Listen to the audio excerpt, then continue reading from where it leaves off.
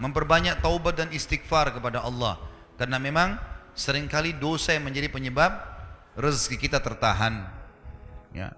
Di dalam hadis Nabi SAW yang sahih, kalau seandainya tersebar zina di tengah-tengah masyarakat, riwayat lain ditambah dengan riba, ya, maka Allah akan menahan rezeki dari langit. Allah akan tahan rezeki dari langit. Jadi kalau ada urusan-urusan belum selesai, perbanyak istighfar teman-teman sekalian. Istighfar kepada Allah SWT, karena memang ini akan memudahkan urusan-urusan kita. Karena kadang-kadang ada dosa memang menjadi penyebab itu. Dosa itu seperti sumbatan di saluran air. Kalau dia ada, maka akan menghambat air. Tarik sumbatan itu, memohon ampun kepada Allah, maka insya Allah Allah akan maafkan. Walaupun kita tidak sadar, kalau kita punya dosa, tetap kita beristighfar kepada Allah Subhanahu wa ta'ala. Sebagaimana sabda Nabi SAW, saya pribadi, kata Nabi, beliau seorang Nabi, bertaubat dan beristighfar kepada Allah satu hari 70, riwayat lain 100 kali.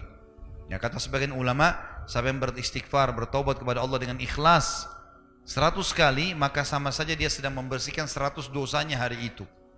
Kalaupun dia tidak ada dosa sampai 100, maka akan dicatat pahala di sisi Allah Subhanahu wa ta'ala.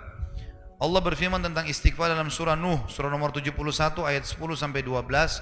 A'udzu billahi minasyaitonir rajim. Faqultu astaghfiru rabbakum innahu kana ghaffara yursilis samaa 'alaikum midrara wa yumditkum bi amwalin wa banin wa yaj'al lakum jannatin wa yaj'al lakum anhara. Maka aku berkata kepada kaumku, bertaubatlah kalian, beristighfar kepada Tuhan kalian, karena Dia Maha Pengampun. Niscaya Dia akan mengirimkan dari langit hujan yang lebat. Makna yang lain adalah rezeki yang banyak, dan juga akan memperbanyak harta-harta kalian, dan memperbanyak anak-anak kalian, serta memperluas kebun-kebun kalian, dan juga memperbanyak sungai-sungai dan lautan kalian. Di sini kita lihat teman-teman sekalian bagaimana ayat Al-Quran sangat jelas memerintahkan kita untuk beristighfar dan bertaubat kepada Allah Subhanahu wa ta'ala. Kata Abdullah bin Umar radhiyallahu anhuma, saya tidak melihat ada sebuah kata kunci, ya, di mana saya selamat dari masalah yang sedang saya hadapi kecuali istighfar. Kadang-kadang saya melakukan sebuah dosa, maka Allah haramkan saya sholat subuh berjamaah di masjid sampai sebulan, dan tidak Allah angkat itu kecuali dengan istighfar dan taubat. Ini sangat besar sekali manfaatnya. 3 orang datang kepada Hasan Basri berkata, yang pertama, wahai imam, kalau kita kiai, saya sudah lama menikah nggak punya anak, 10 tahun menikah nggak punya anak, apa saran anda? Saya sudah ikhtiar. Kata Hasan Basri, perbanyak istighfar. Kemudian yang kedua datang mengatakan, hai imam, saya sudah lama sakit, tidak pernah sembuh penyakit saya di perut, apa saran anda? Kata Hasan Basri, perbanyak istighfar. Yang satu lagi mengatakan, saya sudah lama kerja nggak pernah kaya-kaya, apa saran anda? Kata Hasan Basri, perbanyak istighfar.